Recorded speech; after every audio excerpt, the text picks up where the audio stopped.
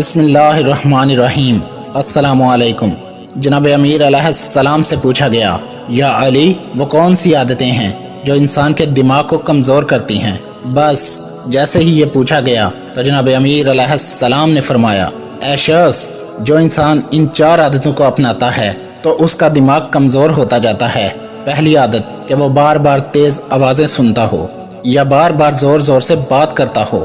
دوسری عادت کہ وہ ہر تھوڑی دیر کے بعد کھانا کھاتا ہو۔ جو انسان زیادہ کھانا کھاتا ہے، چپچپی چیزیں کھاتا ہے، تو اس کا دماغ کمزور ہونے لگتا ہے۔ اور تیسری عادت جس سے دماغ کمزور ہوتا ہے وہ ایک جگہ بیٹھے رہنا ہے۔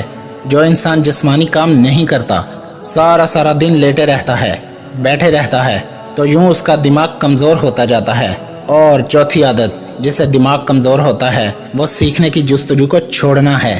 یاد رکھنا، جو انسان سیکھنے کی کوشش کو چھوڑ دیتا ہے اور یہ سمجھنے لگتا ہے کہ اسے سب کچھ آ گیا، تو وہیں سے اس کا دماغ کمزور ہونے لگتا ہے، اور وہ طاقت جو اللہ پاک نے دماغ کو بخشی ہے اس سے وہ دن بدن محروم ہونے لگتا ہے۔ اے شخص، اگر اپنے دماغ کو تیز بنانا چاہتے ہو اور یہ چاہتے ہو کہ تمہارے دماغ کی صلاحیتیں بہتر سے بہترین ہونے لگیں تو ان عادتوں سے دور رہنا۔